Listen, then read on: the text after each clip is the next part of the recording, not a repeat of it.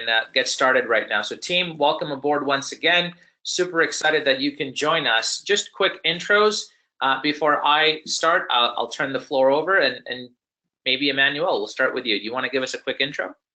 Sure. Emmanuelle Skala. I've been in the sales and SaaS world for a very long time, mostly in different startups. I am also an advisor to a lot of companies, small companies, including Nudge, who I am helping them as an interim VP of Sales and advising them this summer while I'm taking a bit of a sabbatical from full-time work. Excellent. Thanks, Emmanuelle. Jill, over to you. Sure. I'm at Jill_Rowley on Twitter. And I have been in the SaaS world since the birth of Salesforce.com back in 2000. Spent 2 years at Salesforce. My original territory was Canada. Yes, the whole country. And that's where I met Eloqua. And at that time, Eloqua was a tiny little company. They were a customer of mine at Salesforce. And I was a user of Eloqua back in 2001 and 2. And I joined Eloqua as a quota-carrying sales rep in 2002 and spent 10 years on quota at Eloqua. And then we were acquired by Oracle. I spent about a year designing and deploying a social selling initiative and program, including curriculum from Sales for Life. And for the past 3.5 years, I have been speaking about digital sales transformation and investing and advising startups and working with really big companies like GE, IBM, Cisco on digital sales transformation. Excited to be here with you all. Awesome. I'm going to jump in with my Twitter handle too, because Jill is the tweet queen.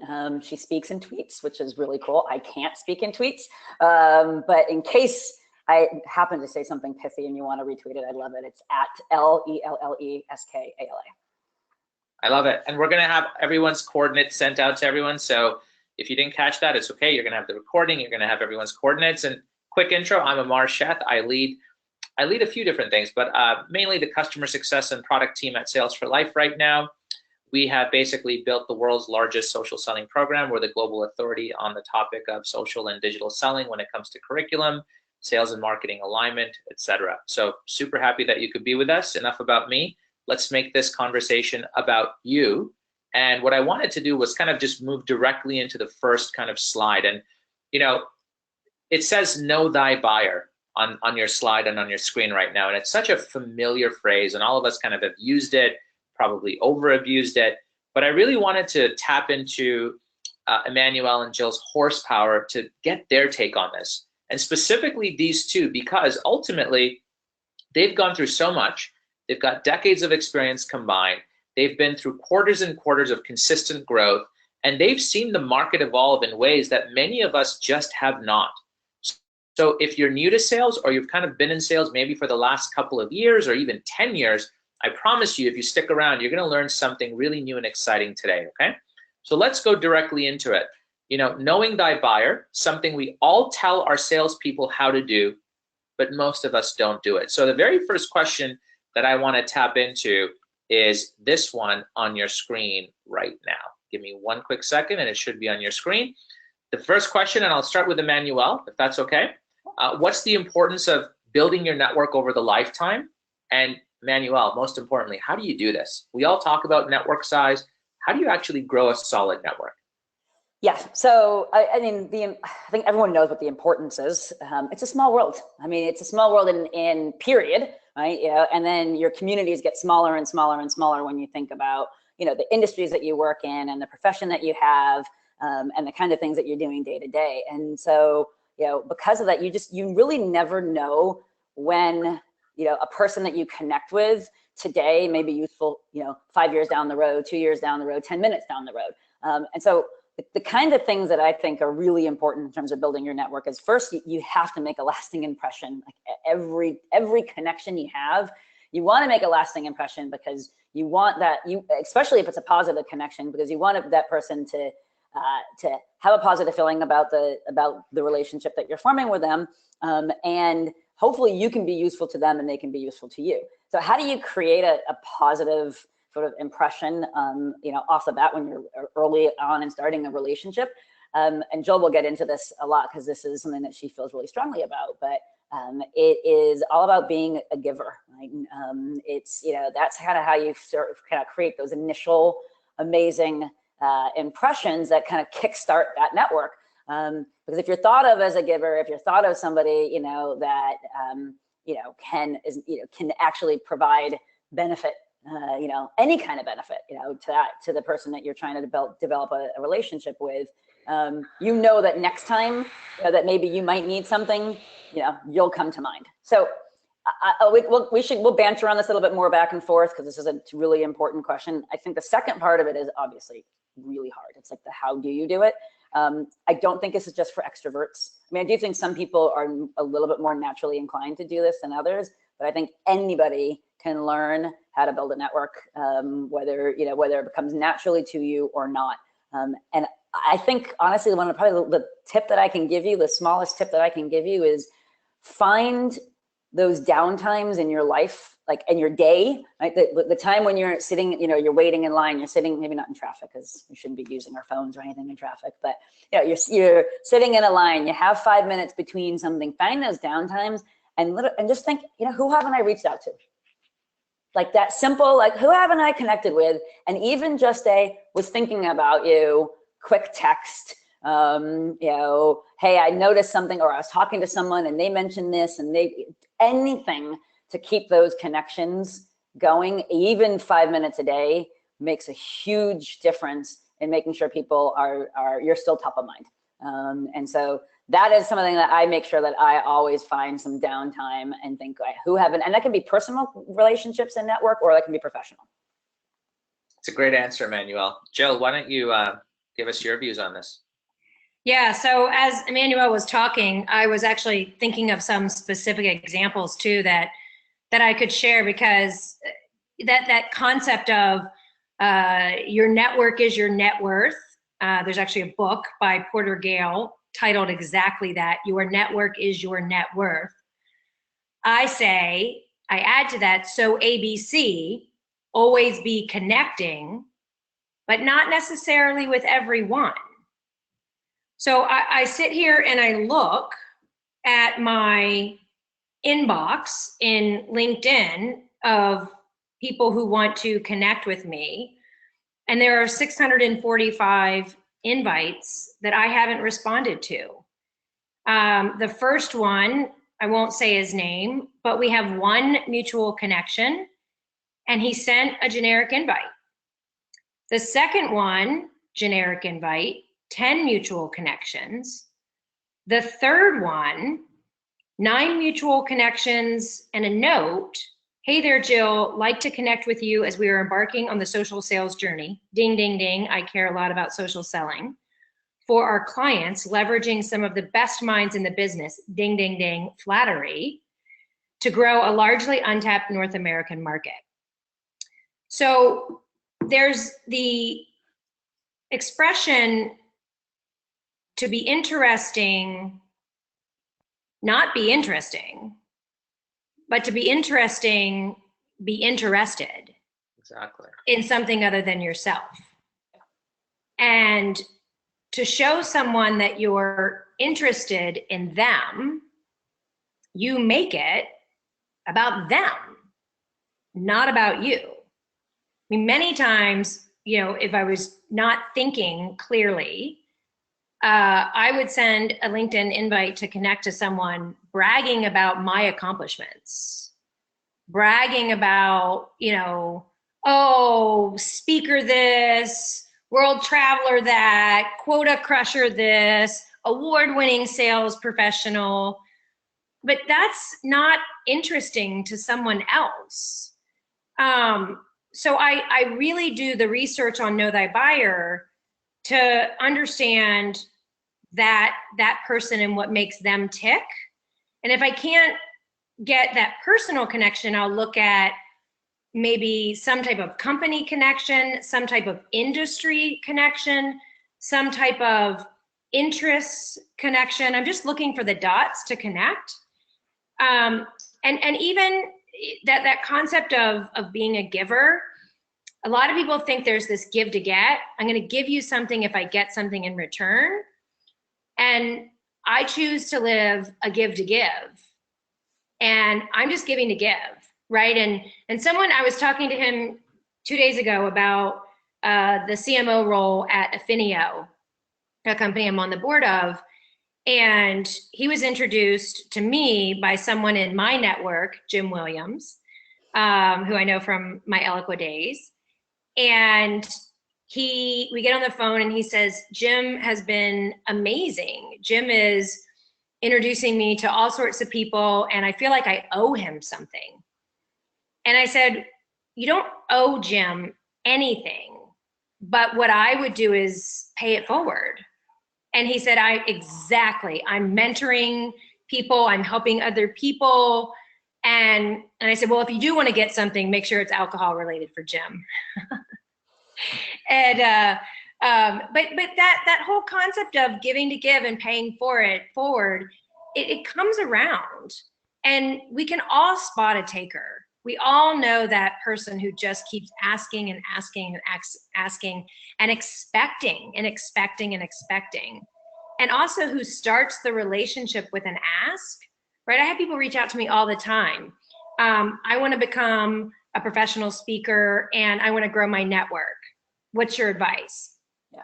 I don't know who you are, yeah. Right? Like, I don't know, you've got to make some type of connection to filter through the 654, however many, invites I just have in my inbox, in my LinkedIn. So anyways, there were a couple things to be interested in something other than yourself. Make deposits before you try to make a withdrawal. Right. Be helpful to other people. And I want to add, don't underestimate so I agree with Jill that you can't possibly have relationships, strong relationships and a strong network with tens of thousands of people. I mean, actually there's been studies that have said like the human brain is only capable of having meaningful relationships with about 150 people, right? So it is really, it's hard to have deep, meaningful relationships with a lot of people. And so you do have to be choosy in who you have a relationship. But on the other hand, you can't be too choosy where you're underestimating the value of, of all the people around you, right? The people the colleagues that you're working with day in and day out, right? There's value that they're going to add to your professional network, to your professional growth. And yeah, is it hard to keep in touch with every colleague that you've ever worked with, or everyone that you've ever sold to, and every job you've ever had? Of course, like no one's saying that you have to have deep relationships with all of those people, because that goes well beyond the 150, and that doesn't even count your personal relationships. But there are ways of kind of keeping those as fresh as they need to be, right? And making sure that you're not just prioritizing people who you think you can get something from. And I think that's what I see a lot of people do. They prioritize their relationships on the people who they feel like are going to help get them to that next career point in their career, or help give them some professional advice. I think sometimes it's the person that you never noticed, and maybe didn't have the fanciest title. That's the person that could really open up your network and open up your career in the future. So try to be a little bit kind of an equal opportunity. There's a lot of good insights here. I just want to pick out some of the key tidbits that I've made notes of. So the first is, Emmanuelle, your point. I'm going to kind of paraphrase what you said, but it's make time, like be genuinely committed to it and make time, even if it's for 5 minutes a day, as you said. Secondly, Jill, to go to you, in those 5 minutes, be genuinely interested, as you said. Just don't ask for something, be interested in helping them achieve whatever it is they're interested in.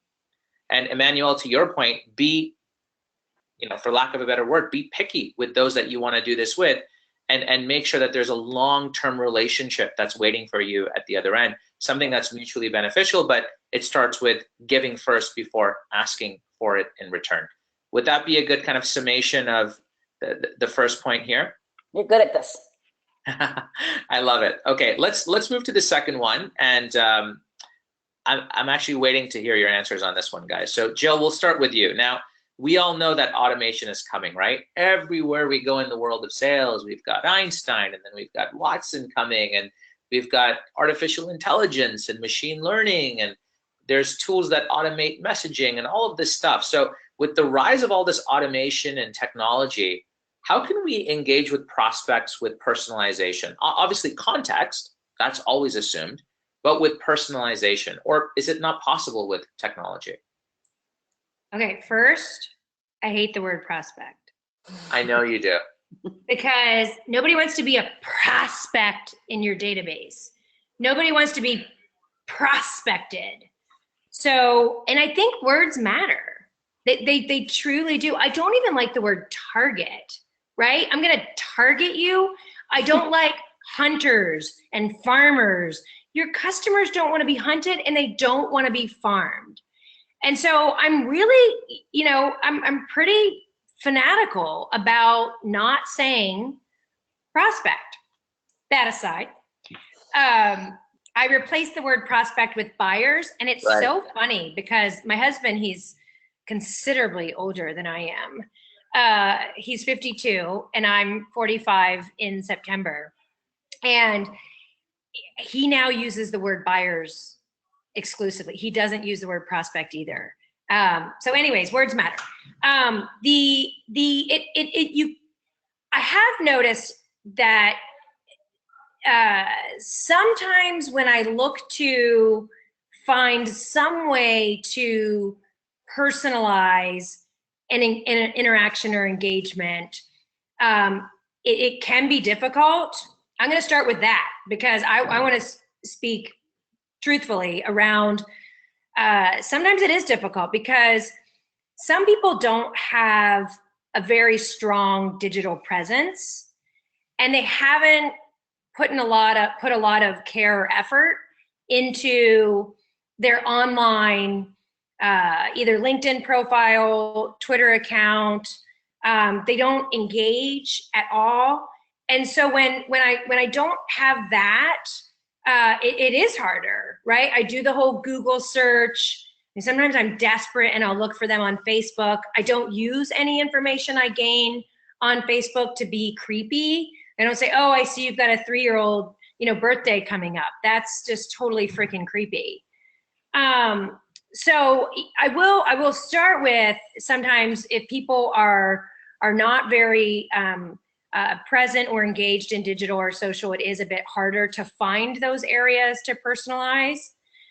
But then you just extract it to their role, right? If they're in sales enablement as a role, I have a ton of passion and research and network around sales enablement. So I connect on the role that they're in, right? If they're in HR, I can talk about the emerging trend of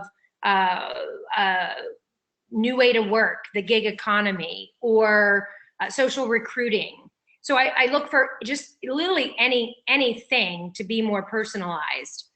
The availability of video content, podcast, blogs, articles, and maybe video content from conferences. For example, I was doing a session with Infor, and that was in New York, and it was right after their Inforum event where their customers come, and the videos were posted almost immediately.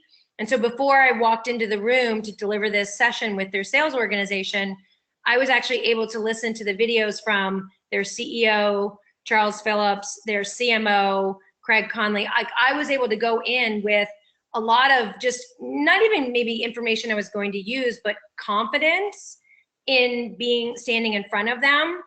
So the idea is it's the research that you're able to do to find out information about what someone cares about, what their business goals are, or even personal ambitions and so forth. So engaging in context and personalized through doing the research on whomever or whatever you're trying to connect with. Make sense? Yeah, I mean, I agree. It is, I think to summarize what Jill's saying is it's hard, and there's a lot of legwork you have to do. There's a lot of research you have to do, and I agree. I'm going to start with actually what I think sales teams shouldn't be doing, and the things that I think are pissing off buyers. Because the rise of automation is great because there's a lot more information you have a lot more information available at your fingertips than you ever did before about your buyers, right? About the person and about the company. And so you think, okay, well, with all this great information, every email is and every communication and every outreach, could and should be personalized and contextual because we have this unbelievable amount of information at our fingertips. But the reality is that I find that most reps are still pretty lazy, and they use that information often in the wrong way, or they use the wrong information. Like, I'll give you, a specific example. Like, we all love to, have sites that help us with, specific news. But when someone has a funding announcement or has some big news that's, that happened, 17,000 people are now emailing every single person in that company who has any buying authority whatsoever with congratulations on your funding. Honestly, it makes me want to throw up. Like, that is not to me being smarter, right? Right? That is just like being lazy. That's just like taking some headline, not reading, like how many of us, I'll admit, like I do, I sometimes read the headline of an article and don't actually read the content, right? But that is that's kind of that kind of behavior, is like reading the headline only and not reading the content. So, Emmanuelle, sorry to interrupt, but let me ask both of you this question. So I get it, right? Personalization matters. You got to put in the legwork. But guys, how do you scale this? Like, I'm thinking of the SDR rep, right? Like, I'm a newbie out of college.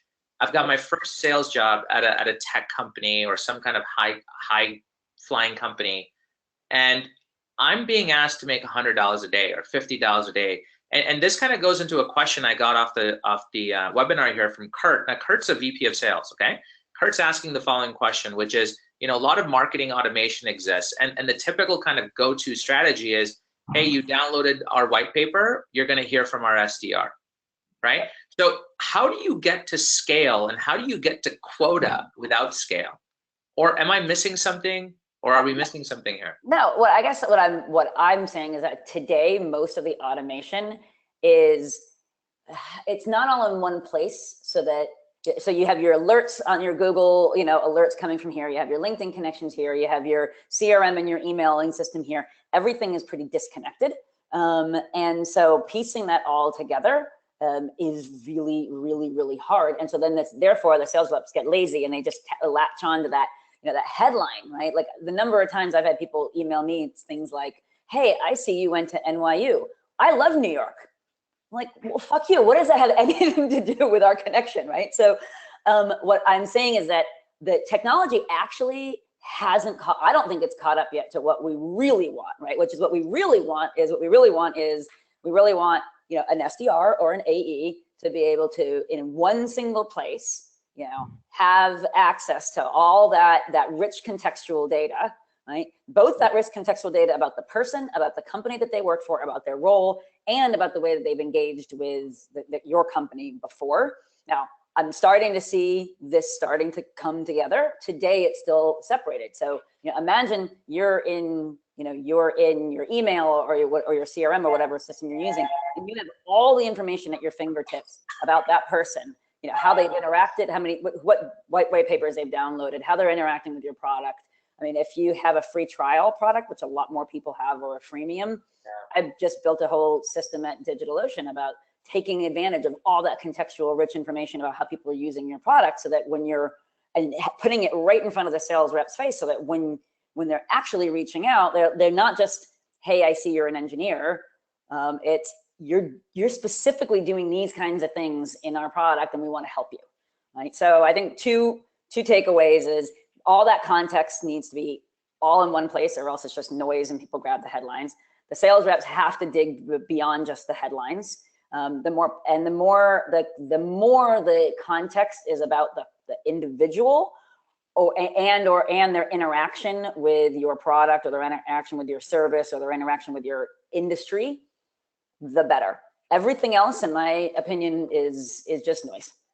Emmanuelle, Yeah, go ahead, Jill. Go I ahead. was just going to make it even harder than that, because I think it's increasingly more important that the context is around the value that you can deliver for that specific individual company at the role, the stage, the industry, et cetera. So I'm thinking we're pressed to connect more to value than to data, because the data is becoming more widely available. And so don't give me your report card on website pages I viewed. I liken that to like early days of Eloqua, actually. And if, in this, I always am looking for like the next level, right? I always want to summit the 13, the 14, or so. I mean, that's good basic, Emmanuelle, and that is like, that should be in place for sure. But I look at how is someone going to stand out from all of that, and that is connecting it to value, and value that is specific to me and to my company and so forth. It's a lot harder. And so with that said, I think the SDR role, I really think we have screwed the pooch on the SDR role, because I agree. How do 22, 23-year-olds with no business acumen, no experience, little knowledge, no network do any of this? Nobody wants to be pitched or sold. They want to have someone help them get better. How can some 22 or 23-year-old bring that to the conversation? I just think we've really, like, in an effort to specialize roles and put low-cost labor at the front of the whole relationship, right? Like, you're expecting a 22-year-old, 23-year-old to open the door, the first real human engagement with a potential buyer. I just think I think it's fudged. I think it's way fudged up. Yeah, I'm with Jill on this one for sure. I mean, I think there's things we can do, but I think we've over automated. Personally, I think we've over automated, we've over specialized, right? And we're trying to squeeze out the maximum amount of efficiency out of a sales team, which is great. I'm all about efficiency, right? Like, I think we should, process is great. I'm a process fan, right? But I think we've come to that point in, the typical U curve where we've tried to squeeze so much efficiency out of it that now we're suffering, and what's suffering is the relationship with the customers. At the end of the day what is suffering. So I agree. My advice to SDRs out there and to AEs out there would be, look at that communication and ask yourself, like, is the person who's receiving this, is that person learning anything, right? And okay, so you're right. You may think, oh, well, how am I ever going to teach a VP of X something? But trust me, you can. Like, you probably have access to information or insights or an interesting article or something that I didn't see. And so send me something interesting and I'm likely to respond. Tell me that you love New York. Probably not. Nope. Seth Godin says, selling lots of to lots of people. And I think that's his famous line, and I totally agree. And I want to say this. So we actually ran an experiment in our company. And in fact, the guy who kind of led it is on the call listening. His name is Dan. And what we did was we said, instead of going out for massive amounts of numbers and scale, let's spend the same amount of time, but let's go for that deep connection. Emmanuelle, to your point, just to find that value base. Yep. And we actually hit a 42% conversion rate.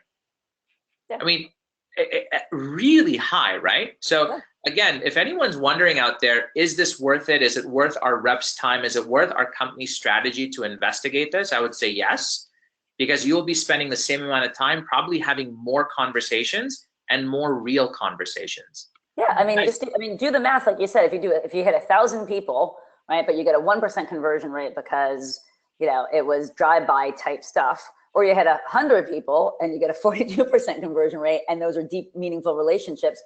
I mean, anyone who's even math and metric and process oriented would say, I'd take the 42% on 100 any day. For sure. Yep. Go ahead, Jill.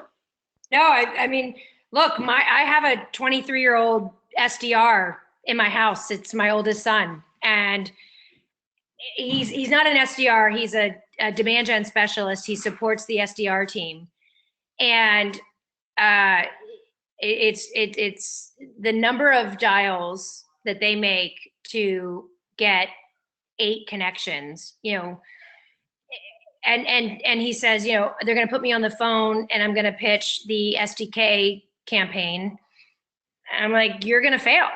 Like, you are totally going to freaking fail. If you're going to pitch a product to someone who doesn't know you, you're going to fail. And he's scared shitless because he knows I know what I'm talking about. And we're still in that mentality of more, and I say more isn't more better, right? Like, more is not more better. More is more worse. And I'm speaking in completely grammatically incorrect ways to get people to, oh, more.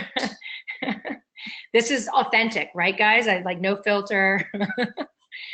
But yeah, I think we've covered this one. There is something I think maybe at the end we can talk about blending of the personal and the professional, and where those lines. There can be some questions around that, and I have some interesting stories about how personal and professional start to blend, and how professional can start to become personal, and how that can change, maybe even deepen relationships. But I love the conversation so far. Jill, why don't we just take it there, actually? Because that question is not on my list, but in the interest of freestyling, go straight there. Talk about blending the professional and personal for us. Yeah, sure. So 2 examples. One is related to Sprint. So an account that we started to engage with, and it all started with when my oldest daughter was in 7th grade and she wanted to do cheerleading. And there's a community league in my area called the San Ramon Thunderbirds, the T-Birds. And, you know, she tried out, she made the team. And then my younger daughter also made the team, different age group, and they were part of the T-Bird community. One of the moms, we were having a conversation, she's in real estate, we were having a conversation about networking and so forth, and she and I connected on LinkedIn. She started to see my content that I was sharing, and one day at a game, she's like, you know, you really need to talk to my husband. He works at Sprint, he totally could like use your help. And you know, met for a coffee in our town, and ultimately that led to and what I wasn't, like, I sent him a couple books, right, on selling and sales methodology, and it ultimately lended into a professional relationship. So, you know, just being engaged in the community, and then also, you know, making that community connection in LinkedIn, and then ultimately connecting on value, that's a personal and professional. The other example I would say started professionally and got more personal. So I work with someone really senior level at GE, and she's amazing. She's driving digital sales transformation across the organization, and she really went from very little digital presence to she's publishing content and she's getting interviewed, and it's amazing to watch her her presence be built.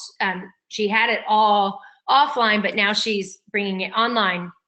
And she was asking, you know, her dad has been in the government world his whole career, and he has a business, and he uses an email list, and he'll, you know, take his email list and take an email and blast it out. And over time, this has become less and less and less and less and less and less effective.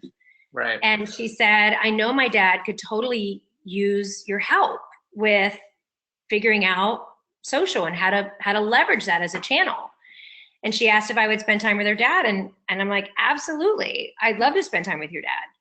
So I spent time with her dad, and, you know, and even just today thinking about, we've kind of haven't been as in tight of communication, my contact at GE, and to re-engage, I can either send her something of value for her, or how about send her dad something of value for him.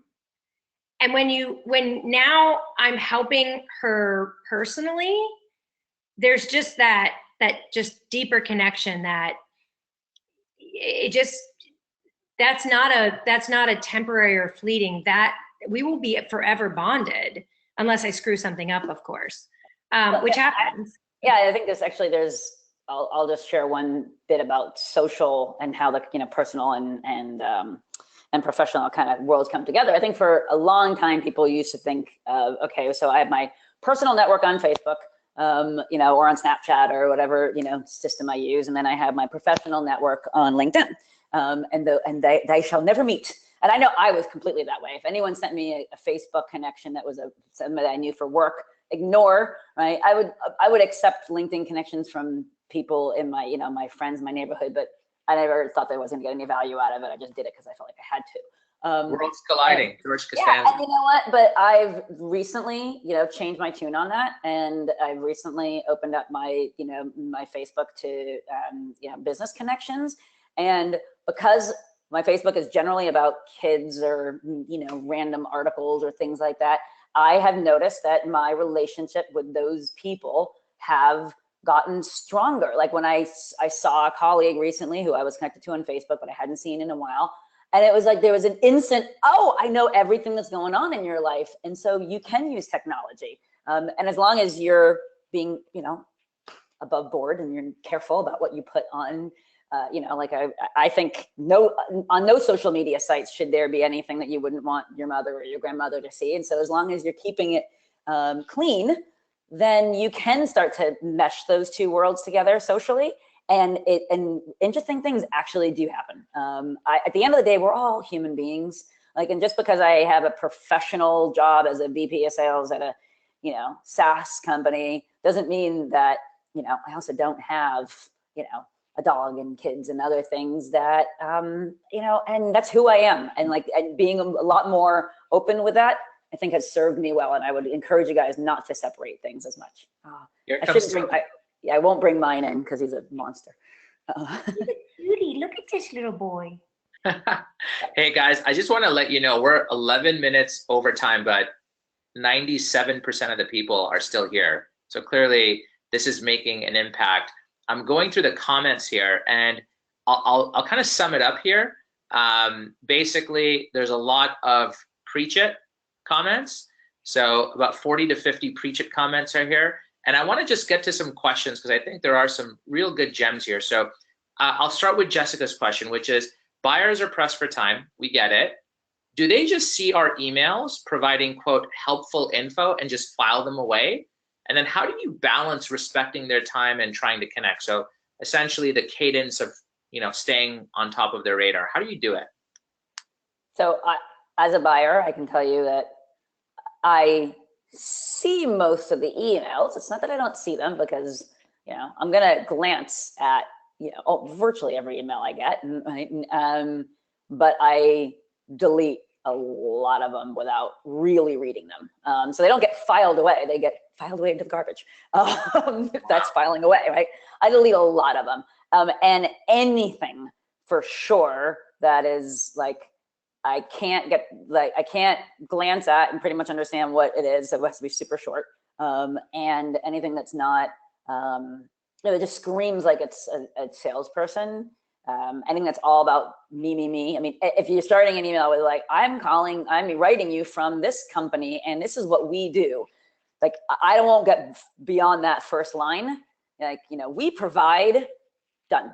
You know, we are the, done. I won't even go beyond that. So don't start with we are the. If you start with, I notice it, you know, you're the head of sales at this, at a high growth SaaS company, and you're probably having, challenges with recruiting, maybe I can help. I would be way more likely to respond to that than anything else. So they do get read, but they often get filed in the garbage. And the second part about how do you not, kind of overdo it? I think you have to be persistent, but you have to, there's a fine line between persistence and stalking. And so you have to be persistent. You have to admit that you understand that people are busy and that they, may not have time, and you have to hit them up on multiple channels, right? At the end of the day, that's the really only way. And the one thing I will though say, just a little bit of advice is, and this is controversial, some people don't believe this, I despise when people call me on my cell phone who don't know me. Like I really rarely hang up on people because I'm trying to be nice, and I manage sales teams all my life. I've been a seller. I know what it's like. But when you call me on my cell phone and I don't know who you are, and you haven't even potentially warmed me up with some emails or some hits on Twitter or something, like, you're not going to get a good response. Hey, Emmanuelle, Jill, can you take this next one? And I'm sure you're not going to hide your thoughts on this. So what Emmanuelle just said about the cell phone is a perfect segue into what Ryan has asked, which is a very simple question. Is cold calling dead?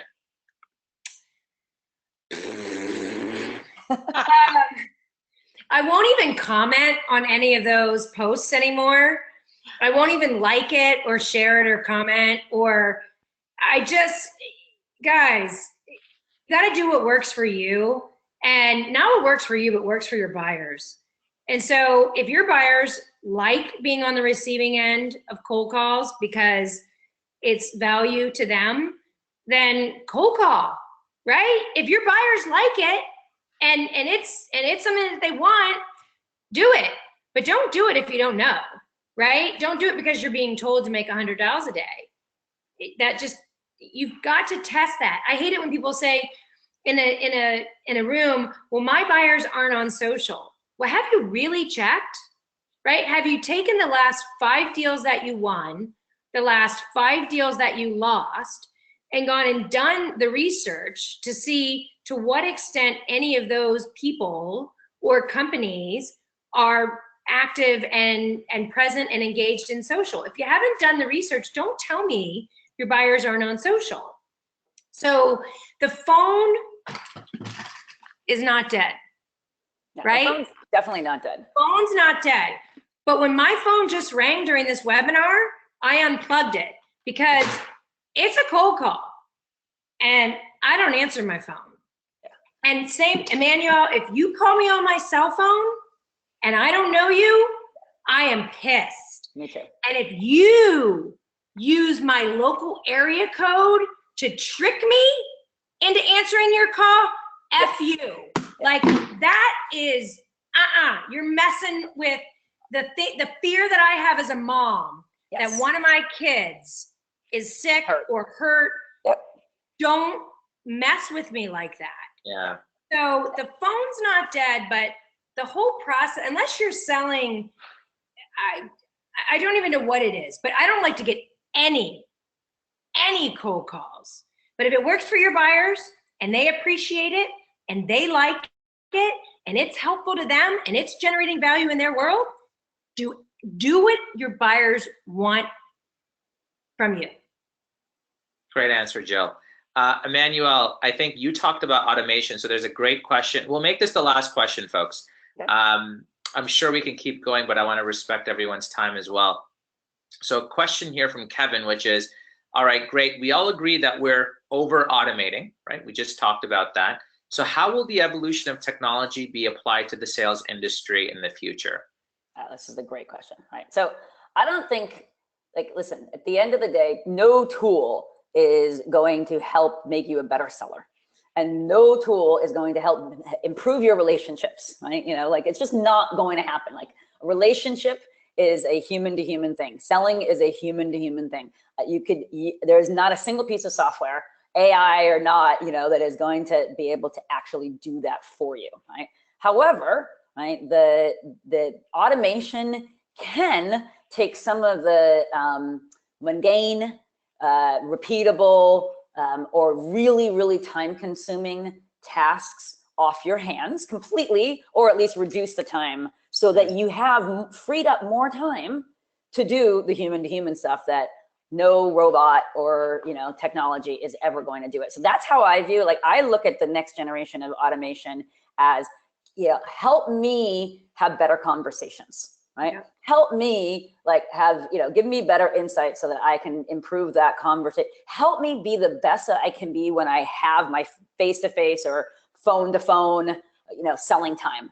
That is where the technology is going, right? And if you can do that by eliminating some of the redundant tasks, or if you can do that by providing me a lot of information, I just know that the actual sale happens human to human, and anything that's going to help me in those moments are, I think, what's really going to be the next generation of technology versus just databases to stick more numbers in, which is what a lot of it is today. Yeah, well answered. Thank you, Emmanuelle. So folks, listen, this was supposed to be a 30-minute webinar, which is now touching 50 minutes.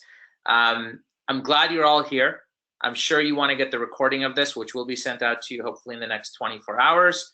And thanks for being here. I want to thank all three of my special guests, Emmanuelle, Jill, and Toby, for being on the webinar. And thanks again, everyone. I appreciate you sticking around on a Thursday afternoon to listen to our thoughts and ramblings and insights, and really appreciate that. So Jill and Emmanuelle, thanks again for your time, and thanks everyone for attending. We appreciate it. Thanks, guys. Adios. Have a great day, everyone. Bye. Cheers. Thanks.